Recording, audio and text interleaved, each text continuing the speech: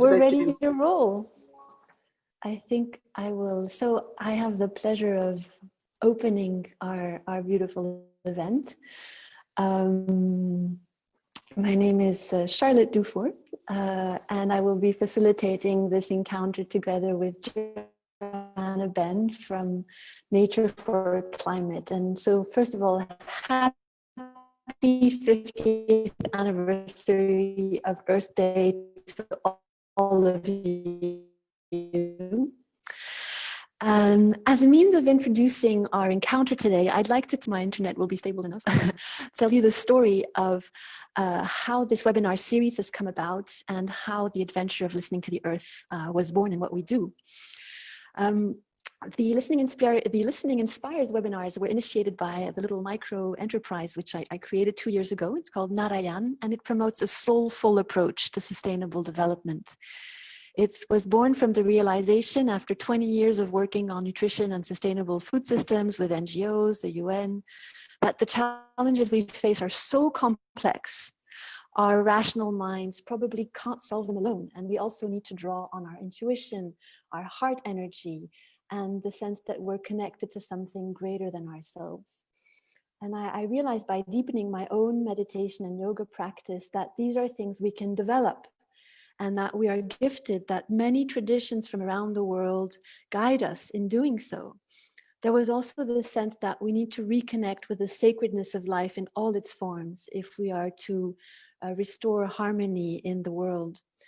But for some reason, these are things we never talk about when we're designing policies or implementing action plans. And it's a little bit like a taboo subject, the soulful things. And so that's why we're and regenerative developments. So this is just a new adventure. It's the third webinar, and I hope there'll be many more to come, and we'd love suggestions on topics you'd like to share about. Today, we're talking about listening to the earth, and this has been a very special adventure that myself from Narayan and many others in the team have been involved in. So how did it come about? There are many origins, and each team member could tell you their story.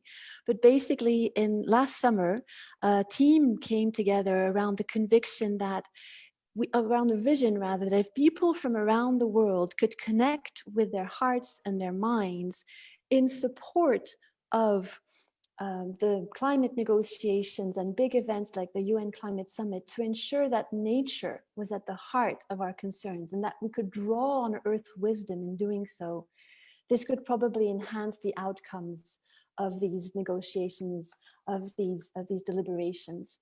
So we got together in preparation for the New York Climate Summit, and I'd like to really acknowledge our great team. So Myra, Alicia, Ashwini, Elise, James, Musonda, Marie-Therese, Alt, Vandana, Vanmala, Susie, Marion, Andrea, Mary.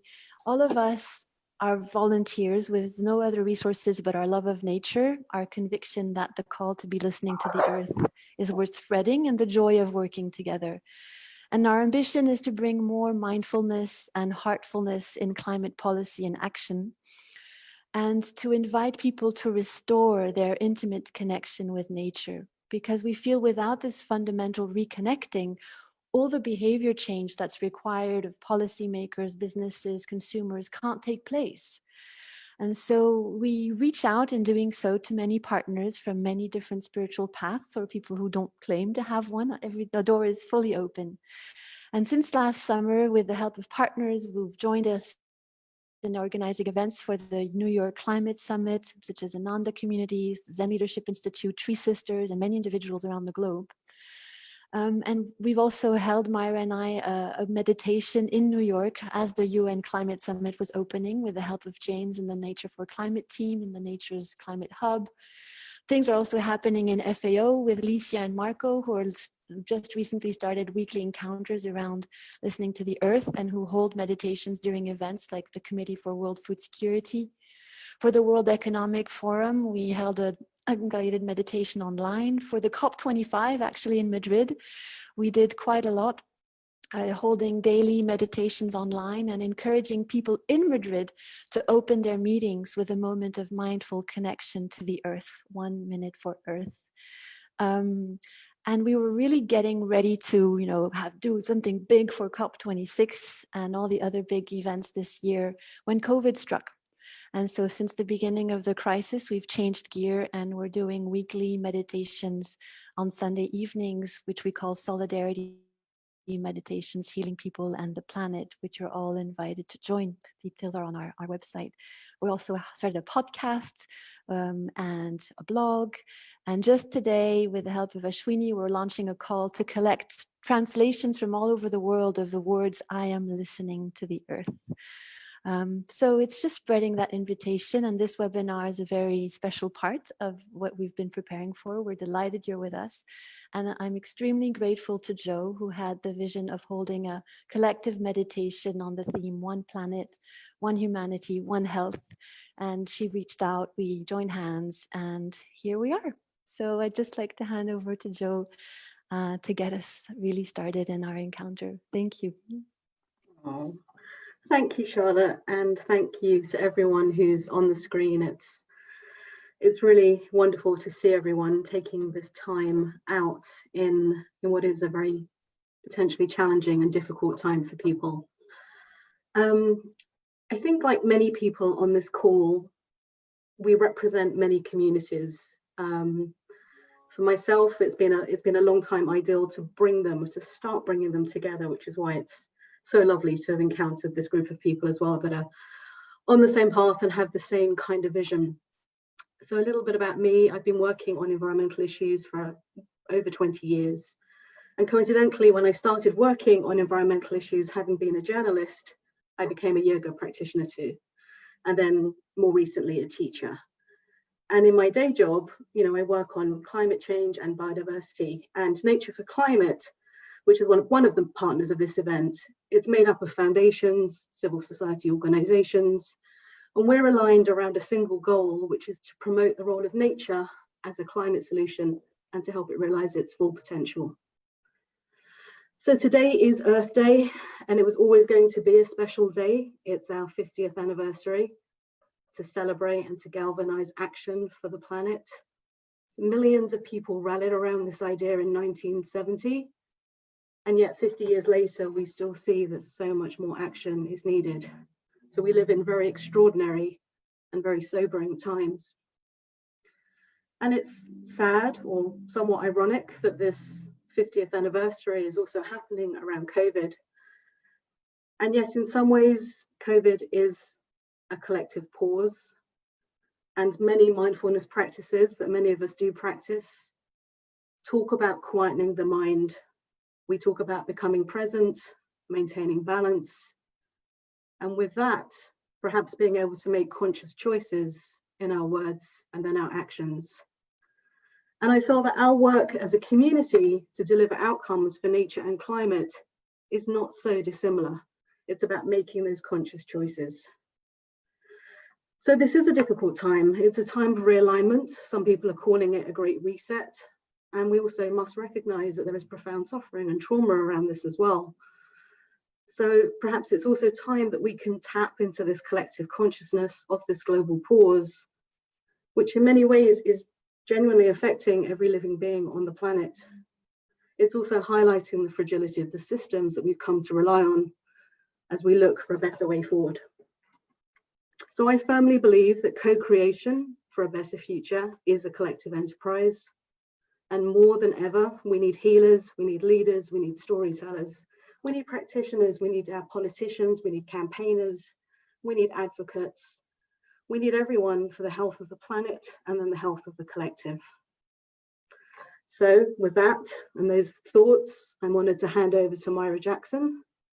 Myra is the focal point on Earth jurisprudence of the Earth Law Centre. She's an expert with UN Harmony and the Nature Knowledge Network. And she also enjoys the title of Diplomat of the Biosphere from the Stockholm Resilience Centre. So Myra, over to you. Thank you. Woo, woo, woo. Imagine. I lived to see the formation of the first Earth Day. But that was preceded by fires on rivers because of chemicals that were polluting waters in America. And it was preceded by the civil rights movement. I lived through 3 assassinations in my country of America, of a president, of a civil rights leader in the form of Martin Luther King Jr., and then Robert Kennedy, and who aspired to take the presidency. And these were traumatic times. We're going through the form of disruption that was patterning out at this time. And what was so amazing about that time is that we were also exploring space and receiving these first images from space. And I have to say that as a little girl, I felt we missed a huge opportunity to process and really allow that transmission from space to shape us. It was an astronomer in 1950 whose words I remembered so well, and I brought them into an article years ago. It was, once a photograph of the Earth taken from the outside is available, an idea as powerful as any other in history will be let loose. And that was Sir Frederick Hoyle, a British astronomer in 1950. And when those images from space came, I couldn't get over them. That landed for me. And that changed me in the midst of a world that was going over the cliff. And so for the 1970 event called Earth Day, that we're now celebrating as its 50th, was organized by young people, teenagers, people in their 20s. They organized 12,000 events, 20 million people participated. And in that same year in 1970, it was captured. Congress created the Environmental Protection Agency. Disciplines were formed anew on the environment, and people went to work in a world that didn't exist prior to 1970. Environmental law and all of these expressions. Many of you on the call, I know, worked with those early conservation organizations. And you, Joanne, have worked for 20 years in the environment. And what's different about that now is clear to me. And it has to do with this global pause. You see, what we've needed was an enabling environment that would allow us to wake up and literally begin using here the frontal lobes, this later part of our anatomy that most of humans walking have not activated. And of course, through listening to the earth, all of that comes online. All that dormant capacity is available to us. It's why it is so important that we bring the breath and bring mindfulness and listening to the earth into our practice. I did. It was what salvaged me from going down the cliff, right? It was what enabled me to find my own sense of agency. It is what led me to be a sovereign in the world. I work for no one, I'm free to speak as I need to today. I don't represent any organization who has, captured my voice. And so my voice is that of the earth. Wearing that title of diplomat of the biosphere was the first title out of all that I've had as engineer, mother being most important, along with diplomat of the biosphere, gives me the license to represent this liminal space we all live in that provides life. And so in the global pause, what I see is this wonderful pilot study being led by the earth. The earth is bringing us the opportunity to know what it is to be in an enabling environment that allows those dulled senses that have allowed us to forget what life means, the value of life, and bring that into the way we operate. And it's extraordinary to me to be living at a time in which the 50th anniversary is passing our way. And we've seen the great acceleration. We've seen fossil fuel usage and carbon emissions go beyond where they ever needed to, because in 1960, our governments knew that fossil fuel would definitely bring the kind of results that it has. And so what went wrong? Well, you know, that thinking that Einstein talked about, that kind of thinking, if it stays the same and we don't change it, we can't get ourselves out of the rut, and we didn't. But I am hopeful, I am optimistic, because what's different now is that the youth that are organizing have come to this out of grief and anxiety, and they pulled themselves out of depression. Most of them organizing now have dealt with their feelings and have gone to nature to find their own self-sense of agency. And they understand what was not understood in the 1970s is that you need to bring the inequities across the board into measure with the earth, with the eco side of the planet, and understand that the underlying inequities is because we've separated our own sacred bonds from the earth. You see, the environmental movement divided other movements that were important. And they were captured.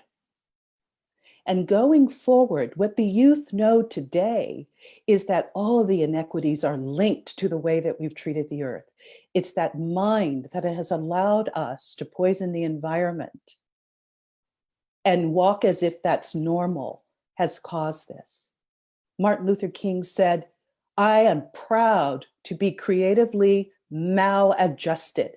I will never see separation as normal. I will never see segregation as normal. I choose to be maladjusted so I keep my senses alive." And I tell you, this is what I see now. And we must have a full intergenerational response to the collapse we're seeing across all systems, and find our way through listening to the earth back to ourselves as natural beings so that our laws are harmonized. The United Nations Harmony with Nature program is a program that puts the earth back at the center and not just a few people. And with the earth at the center, we're able to walk forward with environmental, ecological, economic concerns in tow, not leaving those divided. We walk forward knowing we must progress with those coming out of that state of inequity and back into what I believe is an earth with an original design for thriving.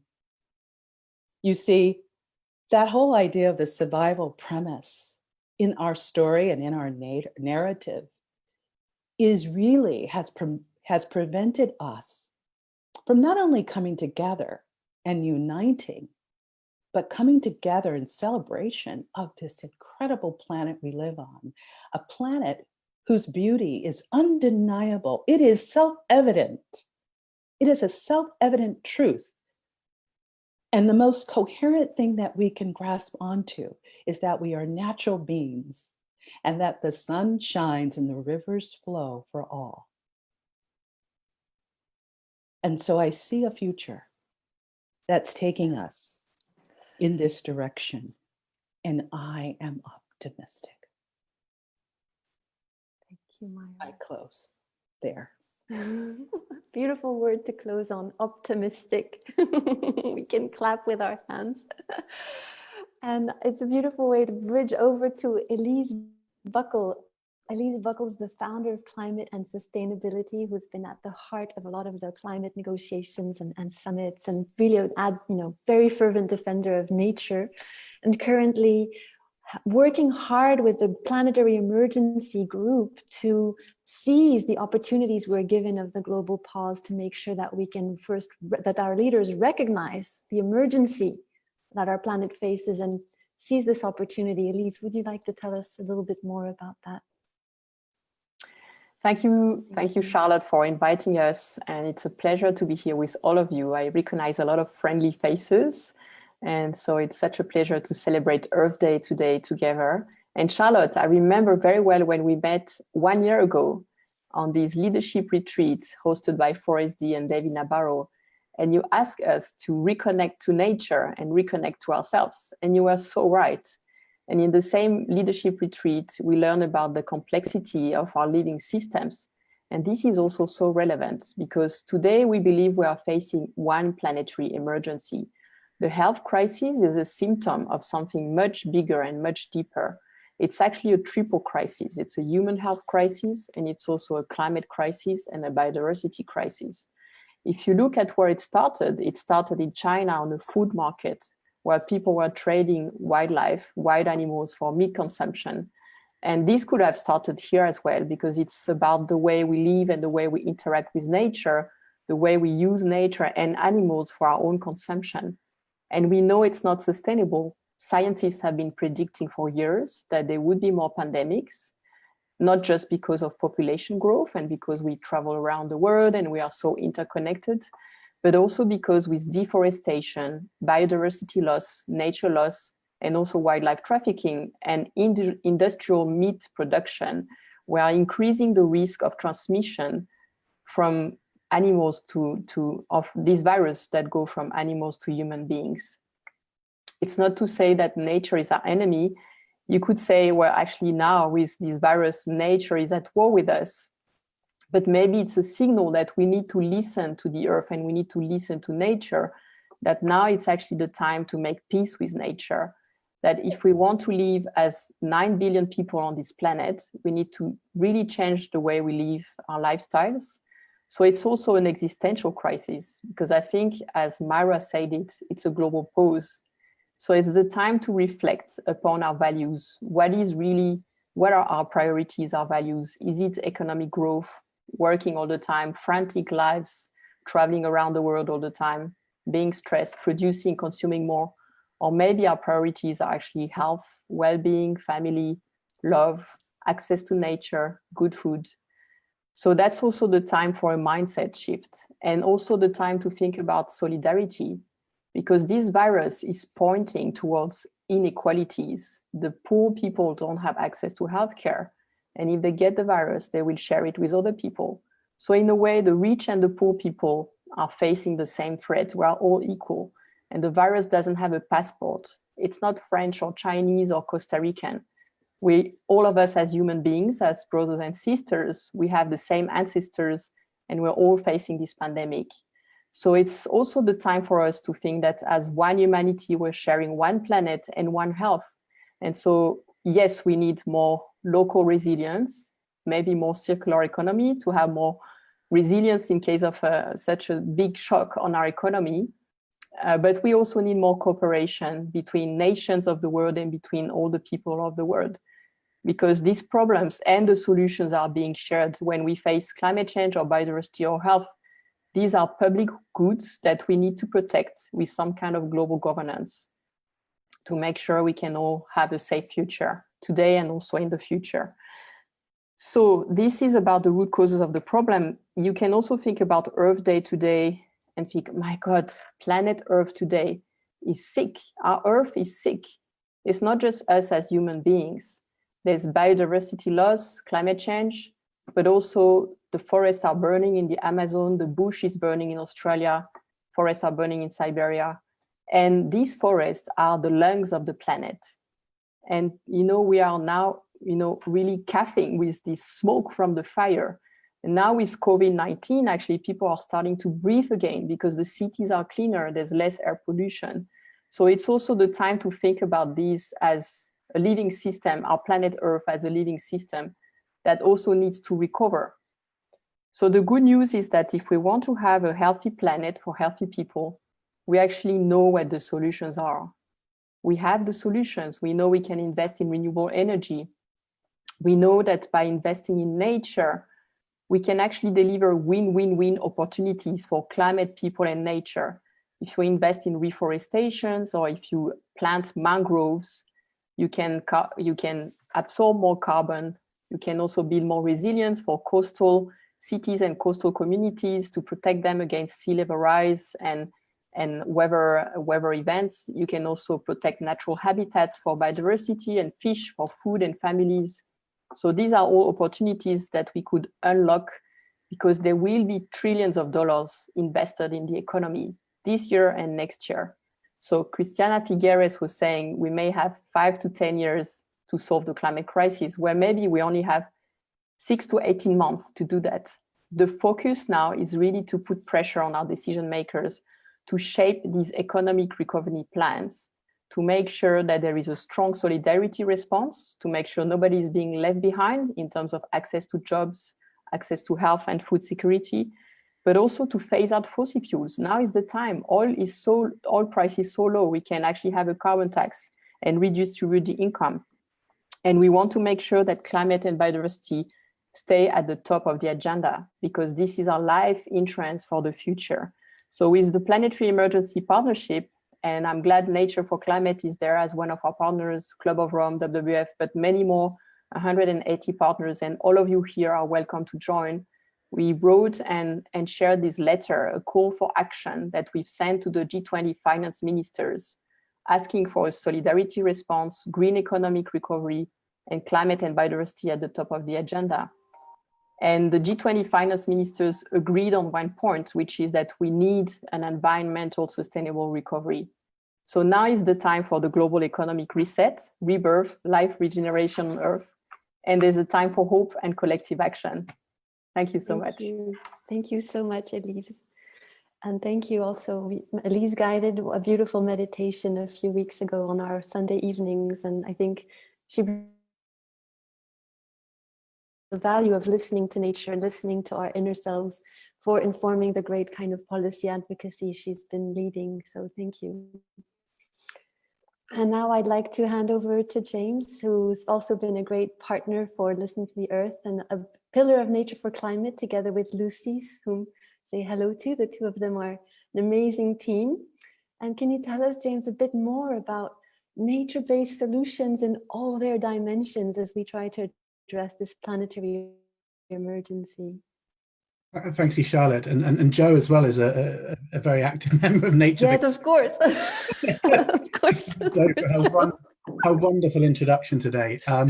But also thank you to the Listening to the Earth team. I mean, the strength I get from working with such fantastic people who all in their own right are incredibly connected and influential people as well. But thanks for letting me join you today to speak on the 50th anniversary of Earth Day. I think all of us listening to Myra understand that we're standing on the shoulders of giants here, you know, the incredible people that preceded us. But I also feel that today I'm also in solidarity with many of the people in the world, but also feeling a kind of attachment and holding the hands with you, but also an exciting anticipation of together what we can still achieve. You know, I want us to start, before I go into the details of nature, but being thankful for technology. I think it's connecting us today. It's enabling us to be part of something amazing. Such incredible interconnection of a global community that has come together in these difficult times. It's very easy to sound anti-technology when talking about nature. And just because we're promoting one thing doesn't have to be at the expense of another. So I just wanted to make that point. My story to you today doesn't begin 50 years ago. It actually begins 140 years ago, when a previous generation was trying to reconcile human development with the needs of the restorative powers of nature. In the mid-1880s, the Industrial Revolution was the engine of vast economic growth. Harnessing coal power to drive steam-driven machinery was making everything more efficient, everything faster. Mankind was high on its mastery over nature. It was clearing land and forests and draining wetlands for growing towns and cities with a need of agriculture to feed an increasingly urban population. And many of those workers themselves were only one generation separated from the land. But also at this time, new forms of pollution were appearing. The air was filled with smoke from open fires, furnaces, factories, mills. They were also polluting our rivers with their toxic waste, often for the growing fashion industry and the dyes needed for that. And even at the heart of this empire in London, there was massive inequality of wealth, health and housing. and most people lived in small, tightly packed slums with very little sight of the sky and certainly no access to nature. However, this status quo, this orthodoxy of industrialization, was starting to be challenged by thinkers such as Ruskin, Morris, and the pre-Raphaelites. Seen by many as romantics, they championed the regenerative power of nature and how her aesthetics and our healing powers of beauty and spiritual nourishment. Now, Octavia Hill, at the time, was a famous social reformer, a housing campaigner. She understood the power nature could bring health to the poor, and she passionately believed everyone had a right to nature. There are indeed many good things in life which may be equally apportioned, but no serious loss arrive. But the need for quiet, the need for air, and the belief the sight of the sky and things growing seem human needs common to all men, was something she said in her 1888 essay, Clean Air for London, where Hill mapped the parks and open spaces in a 6-mile radius from the centre of London and Charing Cross. She argued at the centre of this that clean air for London's rapidly growing population, and she showed the disparity between the poorer eastern London communities, the impoverished east, and the affluent west of the city. Now, the story is special to me for one reason. It's an example of evidence-based policy, reminding our leaders of the social inequality and the access to nature. Her campaign led to the defence and protection of many of the green spaces around London, and then she later became one of the founders of the National Trust under the slogan "Forever for Everyone," with now over 5 million members. Now, I believe we live in such an important time in human evolution because I feel that the science has finally caught up with what the romantics of the 19th century spiritually knew, and many indigenous people have always known. Science shows us how many of the great existential crises currently facing humanity can be traced back to the health of our natural environment. Our ability to reconcile these Earth's systems, compromised by humanity often prioritizing one system over another, is central to how we're going to emerge from this planetary emergency. Science tells us that nature-based solutions are going to be key for stopping climate change, biodiversity collapse, and feeding a growing global population of nutritious food and diet. Now, science also shows us how we can accommodate ever-expanding cities while continuing to deliver vital ecosystem services like clean water, fresh air, flood protection on an increasingly urban planet. Now, science shows us that these irreplaceable ecosystems like tropical forests, which are home to 80% of all terrestrial species of animals, plants, insects, and that they need to thrive, but in turn helps us prevent future zoonotic diseases. Now, with over 1 billion people dependent on forests' livelihood, 70 million indigenous people, it's really clear we are not separate from nature, nor are we separate from each other, but we're all part of a complex web. This is deeply intertwined. However, today's leaders forget this. More than half the world's GDP is dependent on nature for its services and therefore exposed to nature loss. But we still continue to see this political amnesia. Now, Nature for Climate was originally set up off the back of the science paper, like Hill, that mapped out a clear argument for the potential of nature. It showed that 1/3 of the solutions by 2030 to climate change could be delivered through nature-based solutions. Now, at the time, only 38 of 160 governments who signed the Paris Agreement had specific targets for the land sector. Yet the opportunity for natural climate solutions were available in all countries. Yet we also saw that natural climate solutions were less than 1% of the overall climate conversation and got less than 3% of funding. So we call nature the forgotten solution. Now, drawing down carbon is just part of the story here. Nature-based solutions have tremendous benefits for people and our environment. As I mentioned, they clean our air, our water, reduce floods and reduce periods of drought. They can protect our coasts. They can also help us with our physical and mental health. You know, some people call nature our natural health service. And especially in this time of isolation, we're all starting to feel that deep mournful longing for the need to have more nature in our lives. So I just want us to take this pause that we're all feeling, a moment to take a breath. I hope that many of us can become those vessels, those to catalyze this global act of remembrance that we need about the values of nature. It's clear that our health comes from healthy ecosystems. The future of humanity is so codependent on healthy habitats. Climate change can't be solved without nature. So the key is reminding our leaders that decisions that follow this pandemic, how they prioritize, what patterns they stimulate in consumption, where they invest. These political decisions, as Elise said, were made in the next couple of months, but they will then go on to define the next 10 years, but not just the next 10 years, but they'll define the next 10,000 years of humanity. So I kindly ask, as we listen to the earth later in our mindfulness, that we emerge as the generation regeneration, and together we can shape our politics, challenging this apathy and poverty of ambition, valuing nature so that our inaction is not a cost for future generations to carry, and accept that we are the trustees of the futures that have to come. Thank you. Thank you very much, James. Thank you. And thank you for reminding us also about the value of nature as its beauty and how that nourishes that, part of us that gives us joy. Well, we're now going to travel to Nairobi with Musonda from the United Nations Environment Programme, head of the Terrestrial Ecosystems Unit, also chair of the Global Partnership for Forests and Landscapes Restoration. We're delighted you're here with us, Musonda, and we'd love to hear what you make of all this from your perspective, both as a brilliant African Renaissance woman. I think you've had a great encounter with your sisters today, and also your work in all the amazing policy engagement you have. Over to you, Musonda, to bring it home.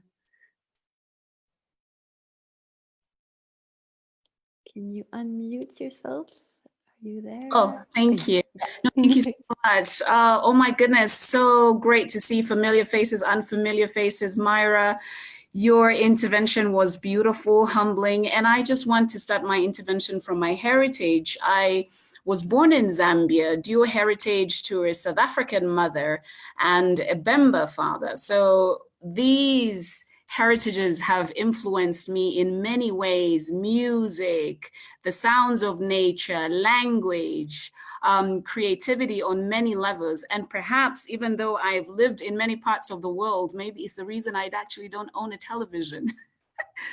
and just in this COVID world and living in a city like Nairobi, I moved here 13 years ago, and I live not very far from the Karura Forest, Africa's largest inner city forest, the one forest that was saved by the amazing Wangari Maathai, an amazing woman who made sure that this place thrives and this space exists. I can tell you that from my workspace here in the office, I look out of the window, within an hour, I can see at least 6 to 8 different bird species from my office home. Minimum. And just a few days ago, we had a hornbill in our garden, and my daughter calls it the ancient bird. And perhaps it is an ancient bird. We don't see that many hornbills in Nairobi, but they're coming back. Something has happened with that pause. And what I'd like to say, working in a multilateral organization, I think the UN in its ways, or through partnerships and working with many other organizations. I was very fortunate for a colleague of mine out of Nairobi to have really insisted on me going to the training in Gien in France, and I met Charlotte, and everything changed. And we're like, I do yoga, so do I, and I do. Oh my God!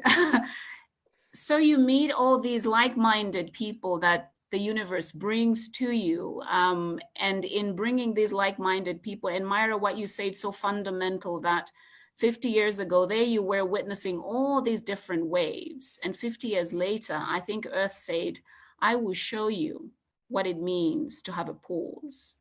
I mean, this is incredible that the world has come to this standstill. And unfortunately, what we're beginning to see here in Africa is that the impact of COVID-19 has had such severe socioeconomic implications. The people that grow their food, borders are closed. We depend on food systems of sharing foods because that's what we've done from ancient times. You know, people from the grasslands bring their foodstuffs to the people to the forest landscapes and vice versa.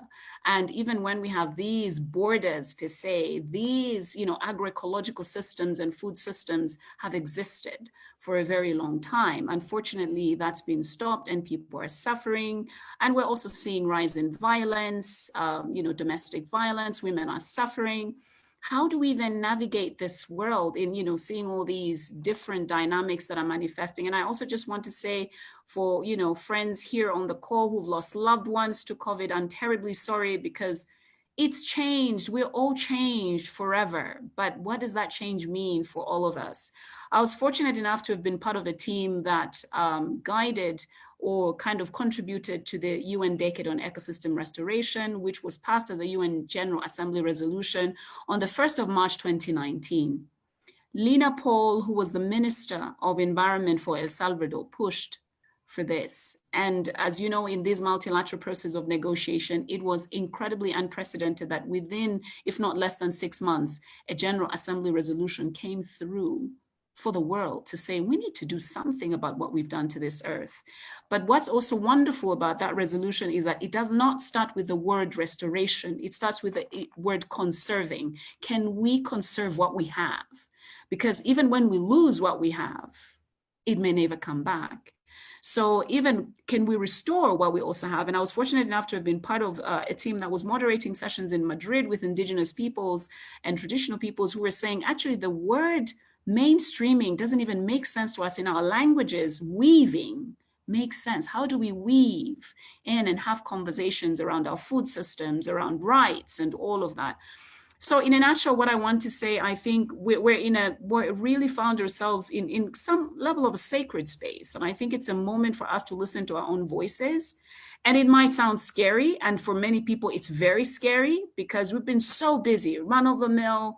We sleep for 3 hours a day. We've become unhealthy. And suddenly you can hear the sound of your voice, that silence.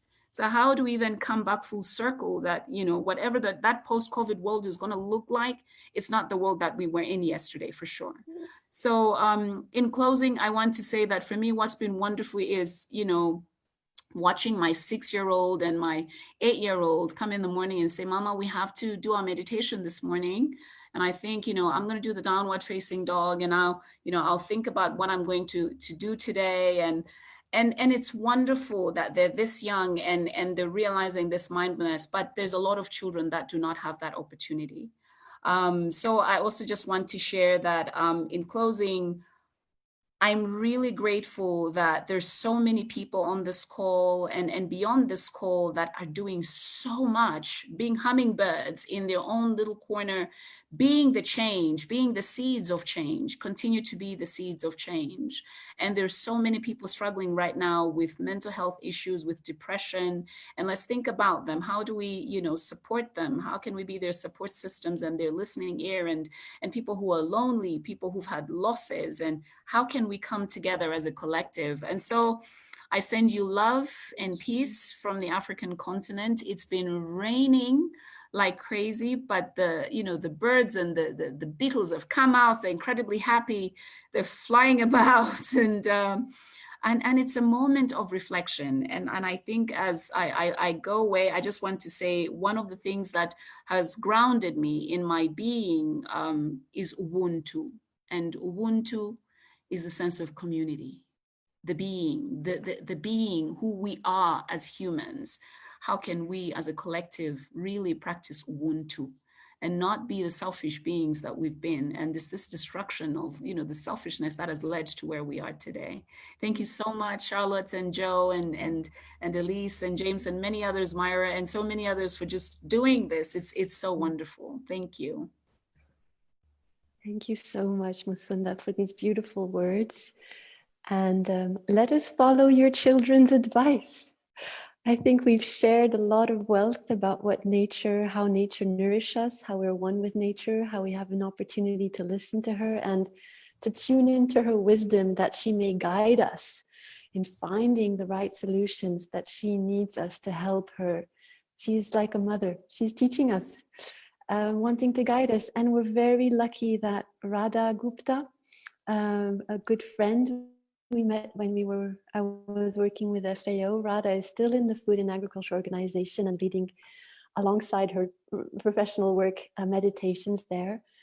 And Radha, over to you, that you may help us tune in to our deeper selves. Listening to the earth, as many of our speakers said, is also listening to ourselves. And I think, James, and Radha, if it's okay with you, we can also put the beautiful picture of our Mother Earth to help us in that meditation. But Radha, over to you. If you are unmuted, is everything okay from the technological? Yes. Okay. Yeah, so very Thank you, Radha. delighted to have this opportunity to share meditation. And I feel like we are all these incredible, precious jewels in, the arms of Mother Earth. So we are the ones that are decorating the earth, and the earth is our mother, and so we want to make the mother even more beautiful. So the aim of this meditation is for us to not only appreciate the incredible big heart of the earth, but also to give something back from our heart. And so I invite you to take a deep breath and find a comfortable position.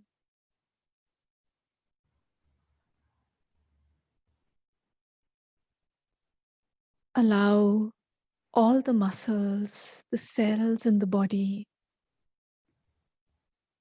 to connect with the peace that's within you. Like little sparks of light, find their way into every corner of your body, bringing peace and calm.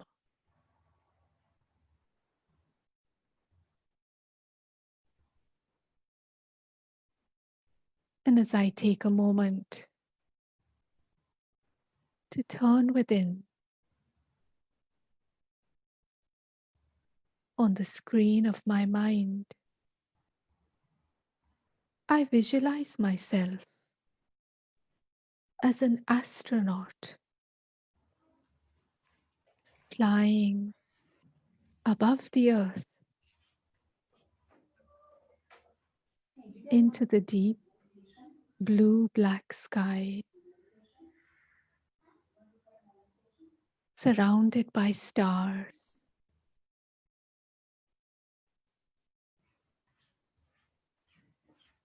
And as I feel the freedom beyond the gravitational pull of everyday activity,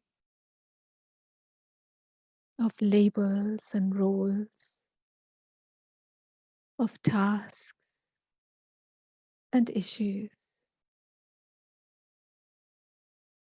I feel completely at ease, light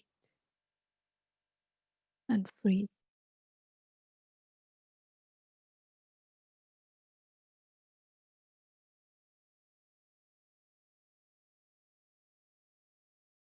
And as I go further,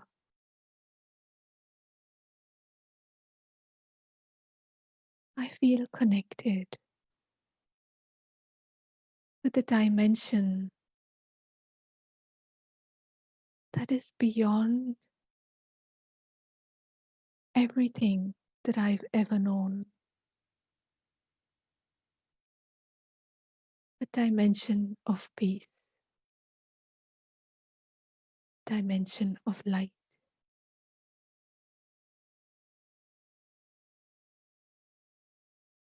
I can call that also my home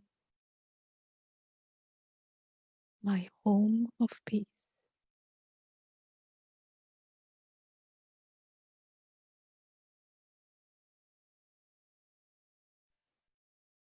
I take a moment to absorb this deep, natural state of calm, just light, just peace, completely beyond.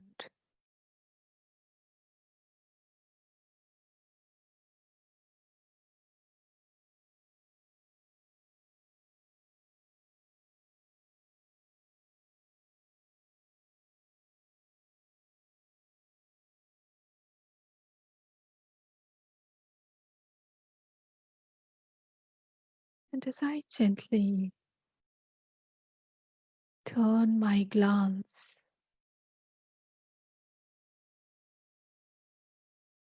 back towards the earth,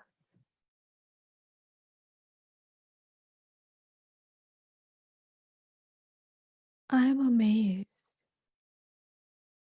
to see this beautiful jewel shining in space, standing out in the universe.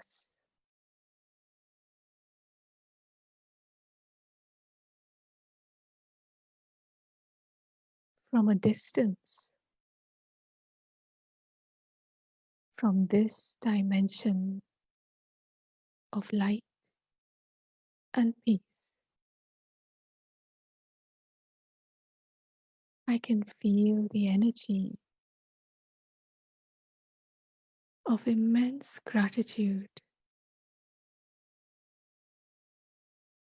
flowing towards Mother Earth, surrounding it like an embrace, like a child might embrace its mother, recognizing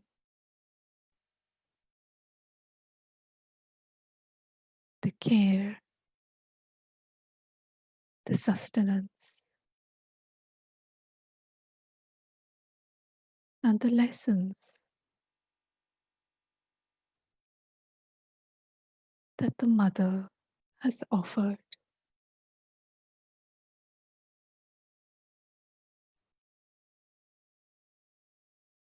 As I look more closely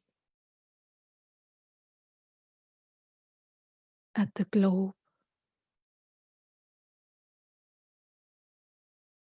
I see the wholeness, the abundance.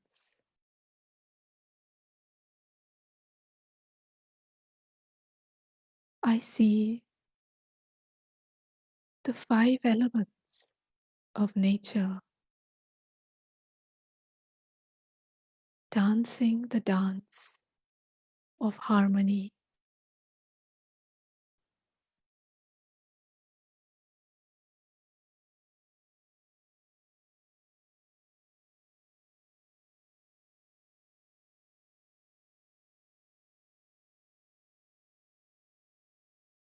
As I watch and observe,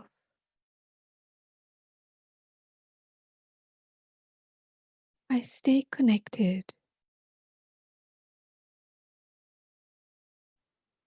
with the abundance of peace within. As I watch this energy flowing through the atmosphere and falling like rain, covering every little corner of the earth.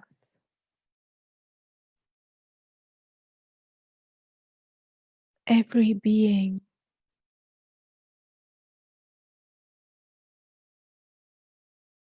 every person, every animal, every insect, every element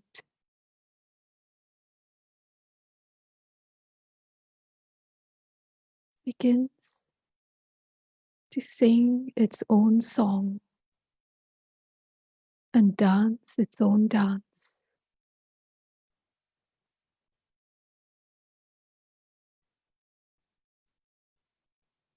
And whilst each one is unique, each one is in harmony with the other.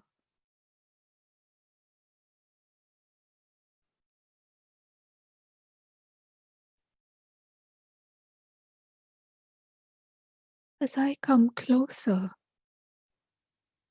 to this jewel,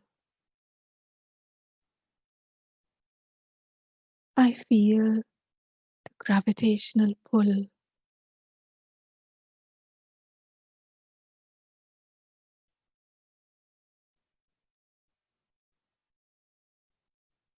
and I begin to move around the earth.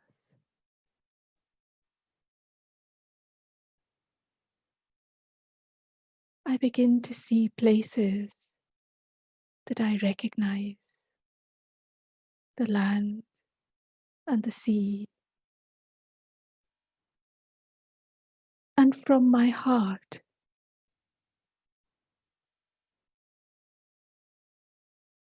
I wish for the best, for the wisdom, for love, generosity, for abundance to flourish.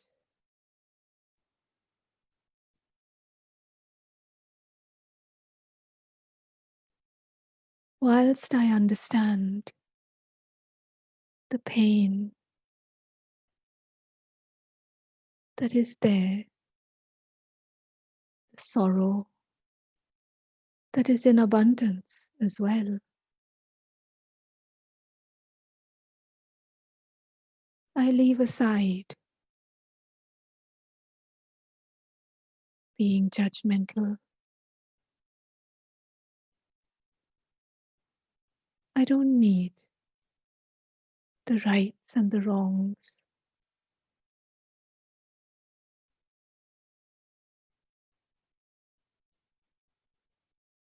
In this moment,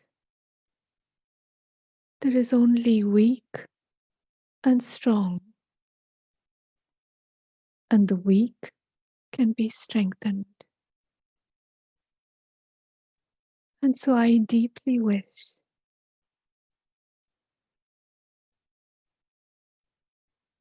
for hearts and minds to be strengthened, to be healed.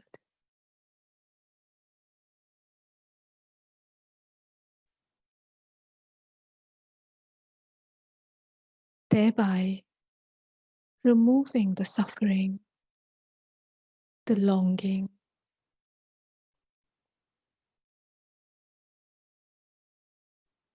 and what remains is the generosity that is so natural to nature.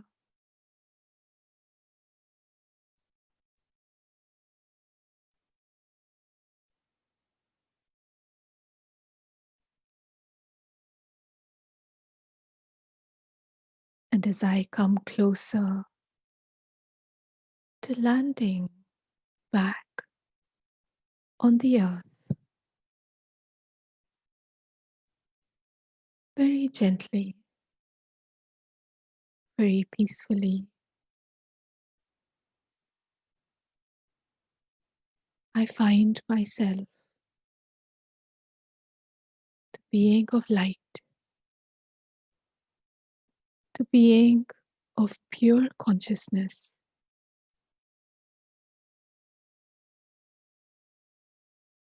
sitting in the center of the forehead of my physical body.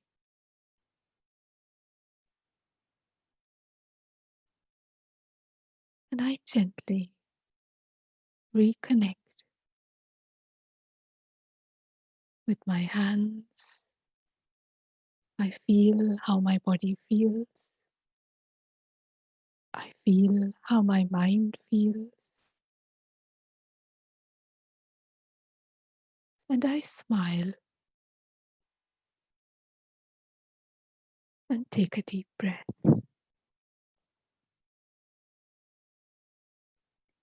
Om Shanti.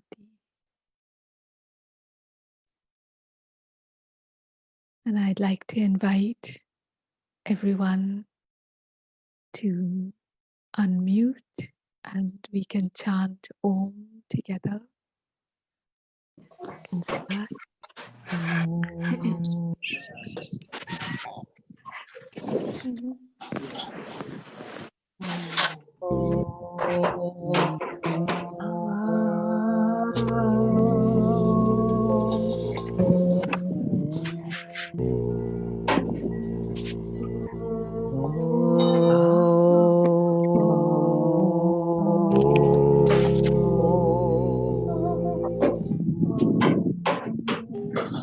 Thank you. Thank you. Thank you.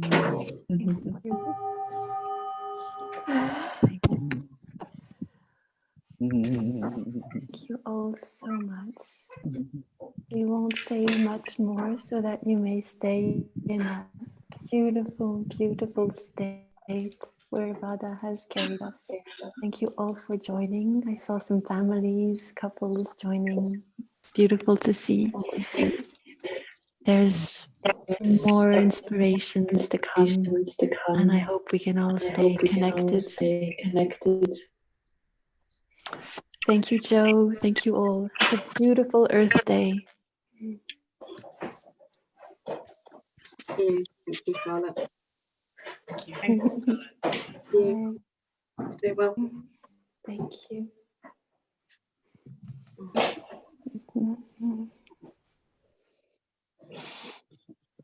Mm-hmm.